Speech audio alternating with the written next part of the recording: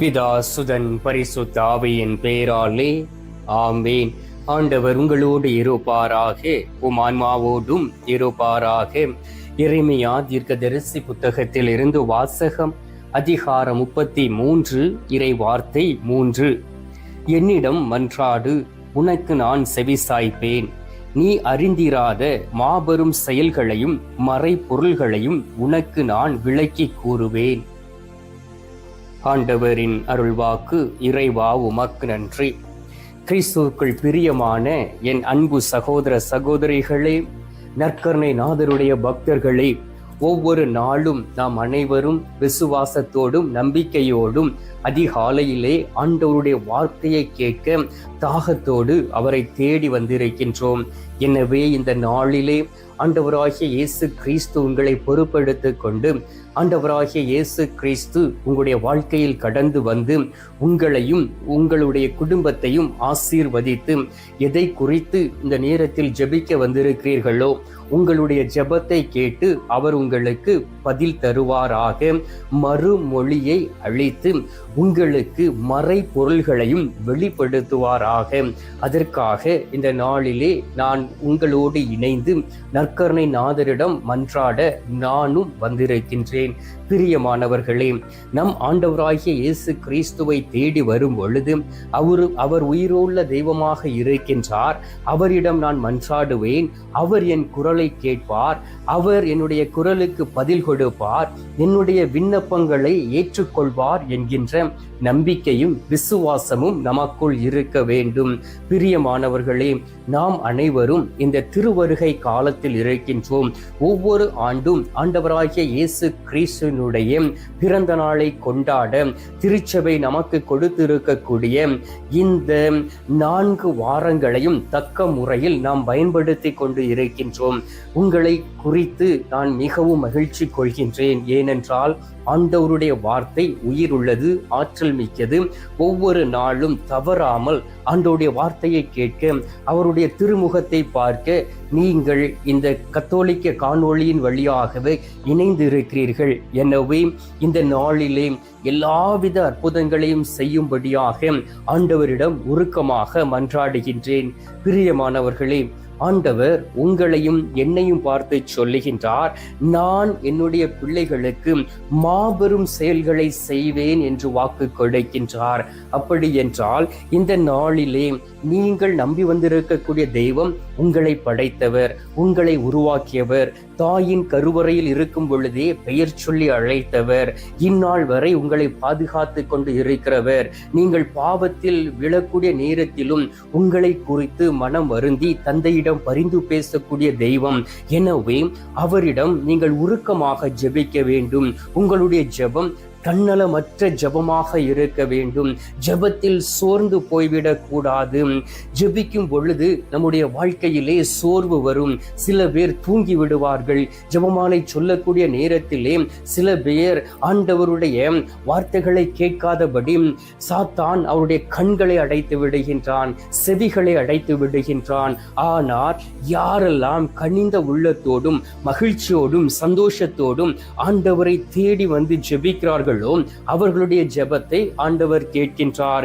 இந்த நாளிலும் நாம் வாசிக்க கேட்டோமே, ஆண்டவருடைய வார்த்தை சொல்லுகின்றது, என்னிடம் மன்றாடு, உனக்கு நான் செவிசாய்ப்பேன். நீ அறிந்திராத மாபெரும் செயல்களையும் மறை பொருள்களையும் உனக்கு நான் விளக்கி கூறுவேன் என்று சொல்லப்பட்டு இருக்கின்றது. நீங்கள் ஆண்டவரிடம் மன்றாடும் பொழுது, ஆண்டவரை நோக்கி கூக்குரலிட்டு கூப்பிடும் பொழுது அவர் மாபெரும் செயல்களை செய்கின்றார். ஹல்லேலூயா. பாருங்கள், பார்த்தலமேயு என்று சொல்லக்கூடிய அந்த பார்வையற்ற நபர் சகோதரர் ஆண்டவராகிய இயேசு கிறிஸ்து எரிகோவில் இருந்து வந்து கொண்டு இருக்கின்றார், அந்த பாதையில் சென்று கொண்டு இருக்கிறார் என்பதை கேள்விப்பட்ட உடனே ஆண்டவராகிய இயேசு கிறிஸ்துவை நோக்கி அவர் சத்தம் போட்டு கூப்பிடுகின்றார், இயேசுவே தாவீதின் மகனே, என் மீது மனம் இறங்கும் என்று சொல்லி அந்த ஒத்த வார்த்தை ஆண்டவராகிய இயேசு கிறிஸ்துவை அந்த இடத்தில் இருந்து கடந்து செல்லாதபடி தடுத்து விட்டது. ஏன் தெரியுமா? அந்த பார்வையற்ற நபர் நம் ஆண்டவராகிய இயேசு கிறிஸ்துவின் மீது வைத்த நம்பிக்கையினால், அந்த நம்பிக்கையினால் ஆண்டவர் அவரை நோக்கி திரும்பி அவருடைய குரலுக்கு செவி சாய்த்து அவருடைய மன்றாட்டை கேட்டு மாபெரும் செயல்களை செய்தார். இருளில் வாழ்ந்து கொண்டு இருந்த அந்த சகோதரர் ஒளியை பார்க்க முடியாதபடி, மனிதர்களை பார்க்க முடியாதபடி, ஆண்டவருடைய படைப்பை பார்க்க முடியாதபடி அவர் இந்த உலகத்தில் ஒரு பிச்சைக்காரனாக வாழ்ந்து கொண்டு இருந்தார். ஆண்டவர் அவருடைய வாழ்க்கையிலே ஒரு அற்புதத்தை செய்தார். ஏன் தெரியுமா?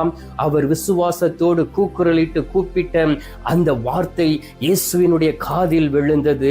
ஆம் அன்பார்ந்தவர்களே, இந்த நாளிலே நீங்கள் ஆண்டவரை நோக்கி எப்படி அழைக்கிறீர்கள், உங்களுடைய விசுவாசம் எப்படி இருக்கிறது என்று சுய ஆய்வு செய்து பார்க்க வேண்டும். பாருங்கள், யோவான் நற்செய்தி 2வது அதிகாரம் 2வது வார்த்தையில் சொல்லப்பட்டு இருக்கின்றது, ஆண்டவரே, எனக்கு இக்கட்டு வந்த வேளையிலே நான் உம்மை நோக்கி மன்றாடினேன், நீர் என் மன்றாட்டிற்கு செவி சாய்த்தீர். பாதாளத்தின் நடுவில் இருந்து உம்மை நோக்கி கதறினேன், என் கூக்குரலுக்கு நீர் செவி சாய்த்தீர் என்று யோனாவு 2:2 சொல்லப்பட்டு இருக்கின்றது. ஆம் அன்பார்ந்தவர்களே, யோனா ஆண்டவரை நோக்கி கூப்பிட்டார். அந்த இக்கட்டான நேரத்திலே கூப்பிட்டார். அந்த இக்கட்டான நேரத்திலே ஆண்டவர் அந்த மீனின் வயிற்றில் இருந்த அந்த யோனாவுக்கு ஒரு விடுதலையை கொடுத்து அவரை கொண்டு ஒரு பெரிய காரியங்களை செய்தார். மாபெரும் செயல்களை நினிவே பட்டணத்தில் செய்தார். அன்பார்ந்தவர்களே, இந்த நாளிலும் ஆண்டவர் உங்களை தேர்ந்தெடுத்திருக்கின்றார். உங்களுடைய குடும்பத்தில் மாபெரும் செயல்களை செய்யும்படியாகவும், நற்செய்தி பணிகளை செய்து கொண்டு இருக்கக்கூடிய உங்களுடைய வாழ்க்கையிலே மறை பொருள்களை வெளிப்படுத்தவும், நல்ல ஞானத்தை கொடுக்கவும் ஆண்டவர் உங்களை தேடி வந்திருக்கின்றார். நீங்கள் ஆயராக இருக்கலாம், குருவானவராக இருக்கலாம், அருட்சகோதர சகோதரிகளாக இருக்கலாம். ஒருவேளை நீங்கள் ஆண்டவரை பற்றி தியானித்தும் இன்னும் மந்த புத்தி உள்ளவர்களாக வாழ்ந்து கொண்டு இருக்கலாம். உங்களை தேடி ஆண்டவர் வந்திருக்கின்றார். உங்களுடைய குரலுக்கு செவி கொடுக்கவும் மாபெரும் செயல்களை செய்யவும் வந்திருக்கின்றார். எனவே உங்களுடைய ஜெபங்கள் எல்லாவற்றையும் ஆண்டவரை நோக்கி விசுவாசத்தோடு எழுப்புங்கள். நீங்கள் ஆண்டவரை நோக்கி விசுவாசத்தோடு எழுப்பி ஜெபிக்கக்கூடிய வேளையிலே ஆண்டவர் உங்களுக்கு பதில் கொடுப்பார். அன்பார்ந்தவர்களே, பிலிப்பியர் 4:6 சொல்லப்பட்டு இருக்கின்றது, எதை பற்றியும் கவலைப்பட வேண்டாம், ஆனால் நன்றியோடு கூடிய இறை வேண்டல், மன்றாட்டு ஆகிய அனைத்தின் வழியாகவும் கடவுளிடம் உங்கள் விண்ணப்பத்தை தெரிவியுங்கள் என்று சொல்லப்பட்டு இருக்கின்றது. நாம் என்ன செய்ய வேண்டும் தெரியுமா? எதை பற்றியும் கவலைப்படாதபடி நன்றியோடு கூடிய இறை வேண்டலை ஏறெடுக்க வேண்டும். ஆண்டவருக்கு முன்பாக நன்றி உள்ளவர்களாக இருக்க வேண்டும். அன்பார்ந்தவர்களே, சாத்தான் நாய்களை பார்த்தால் பயப்படுமாம். ஏன் தெரியுமா? அந்த ஒரு சின்ன வீடியோ கிளிப்பிலே நான் அதை பார்த்தேன். எதற்காக சாத்தான் நாய்களை பார்த்தால் பயப்படுகிறது என்றால், அந்த நாய்கள் நன்றி உள்ளதாக இருக்கின்றது. ஒரு மனிதன் ஒருவேளை உணவு கொடுத்து விட்டால் அந்த வாழ்நாள் முழுவதும் அந்த நாய் அந்த மனிதனுக்கு நன்றி உள்ளதாக இருக்கின்றது. நீங்கள் கடவுளுக்கு நன்றி உள்ளவர்களாக இருக்கிறீர்களா என்று உங்களை ஆய்ந்தறிந்து பார்க்க வேண்டும். கடவுள் உயிருள்ள தெய்வமாக இருக்கின்றார். ஒவ்வொரு நாளும் ஆரோக்கியத்தை கொடுக்கின்றார், உணவை கொடுக்கின்றார், உங்களை வழிநடத்துகின்றார். இந்த நாளிலும் மாபெரும் செயல்களை செய்வதற்காக உங்களை தேடி வந்திருக்கின்றார். எனவே கண்களை மூடி, இயேசுவே, நான் ஜெபிக்கும் பொழுது சோர்ந்து விடாதபடி என்னுடைய வாழ்க்கையிலும் மாபெரும் செயல்களை செய்யுங்கள் என்றும் அவரிடம் விசுவாசத்தோடு இந்த திருவருகை நாட்களிலே ஜெபிப்போம். எங்கள் பரலோக தந்தையே, இயேசு கிறிஸ்துவே, தூயனல் ஆவியே, தகப்பனே, இந்த அருமையான காலை பொழுதிற்காக உமக்கு நன்றி சொல்லி உம்மை துதிக்கிறோம் அப்பா. இந்த காலை பொழுதிலே தகப்பனே, விசுவாசத்தோடும் நம்பிக்கையோடும் உமது அன்பு பிள்ளைகளாகிய நாங்கள் உம்மை தேடி வந்திருக்கின்றோம். ஆண்டவராகிய இயேசு கிறிஸ்துவே, நீர் எங்களுடைய வாழ்க்கையிலே மாபெரும் செயல்களை செய்வதற்காக எங்களை அழைத்து இருக்கின்றீர்.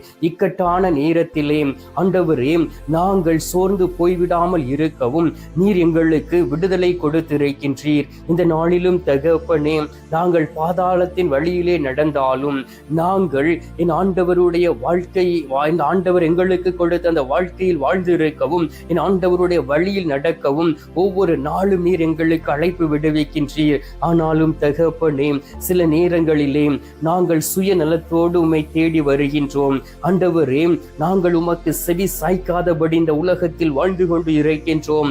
இந்த நாளில் வாக்கு கொடுத்தீரே, மாபெரும் செயல்களையும் மறைபொருள்களையும் விளக்கி கூறுவேன் என்று யார் யாரெல்லாம் விசுவாசத்தோடும் நம்பிக்கையோடும் உம்மை தேடி வந்திருக்கிறார்களோ அவர்களுக்கு மாபெரும் செயல்களை செய்வீராக. அவர்களுக்கு மறைபொருள்களை விளக்கி கூறுவீராக. ஒவ்வொருவரையும் ஆசீர்வதித்து ஒவ்வொருவரையும் பலப்படுத்தி என் ஆண்டவருக்கு உகந்த ஒரு வாழ்க்கை வாழ நீர் அவர்களை தைரியப்படுத்த வேண்டுமாய்மை நோக்கி செபிக்கிறேன் சுவாமி. ஆண்டவரே, அநேக பிள்ளைகள் கண்ணீரோடு வந்து விண்ணப்பங்களை ஏறெடுத்து ஜெபித்துக் கொண்டு இருக்கிறார்கள். அவர்களுடைய கூக்குரலை கேட்பீராக, அவர்களுடைய விண்ணப்பங்களை கேட்பீராக, அவர்களுடைய மன்றாட்டிற்கு பதில் கொடுப்பீராக. மாபெரும் செயல்களை செய்து மறைபொருள்களை விளக்கி கூறி அவர்களை திடப்படுத்திட வேண்டுமாய்மை நோக்கி செபிக்கிறேன் அப்பா. இந்த நேரத்திலும் கூட நீர் எங்களுடைய ஜெபத்தை கேட்டிருப்பதற்காக உமக்கு நன்றி. ஜெபத்தை கேட்டு பதில் தந்திருப்பதற்காக உமக்கு ஸ்தோத்திரம், ஸ்தோத்திரம், ஸ்தோத்திரம். மீட்பெரும் இரட்சகருமான இயேசுவின் திருக்கரத்தில் ஒப்பு கொடுத்து எங்கள் தாய் கன்னி மரியாள் வழியாக ஜெபிக்கின்றோம். அன்பு தந்தையே, ஆமேன். பரலோகத்தில் இருக்கிற எங்கள் பிதாவே, உம்முடைய நாமம் அர்ச்சிக்கப்படுவதாக. உமது ராஜ்யம் அருக, உமது சித்தம் பரலோகத்தில் செய்யப்படுவது போல பூலோகத்திலும் செய்யப்படுவதாக. எங்கள் அனுதின உணவை எங்களுக்கு அளித்தருளும். எங்களுக்கு தீமை செய்கிறவர்களை நாங்கள் பொறுப்பது போல எங்கள் பாவங்களை பொறுத்தருளும். எங்களை சோதனை விழவிடாதையும் தீமையில் இருந்து எங்களை ரட்சித்தருளும். ஆமேன். அருள் இறைந்த மரியே வாழ்க, கர்த்தர் உடனே பெண்களுக்குள் ஆசீர்வதிக்கப்பட்டவள் நீரே. உம்முடைய திரு வயிற்றின் கனியாகிய இயேசும் ஆசீர்வதிக்கப்பட்டவரே. அஜிஷ்ட மரியே, சர்வேசுடைய மாதாவே, பாவிகளா இருக்கிற எங்களுக்காக இப்பொழுதும் எங்கள் மரண நேரத்திலும் வேண்டிக் கொள்ளும். ஆமேன். பிதாவுக்கும் சுதனுக்கும் பரிசுத்த ஆவிக்கும் மகிமை உண்டாவதாக. அதில் இருந்தது போல இப்பொழுதும் எப்பொழுதும் என்றென்றும் இருப்பதாக. ஆமேன். அன்பார்ந்தவர்களே, நற்கருணை நாதர் தரும் ஆசீர்வாதத்தை பெற்றுக் கொள்வோம்.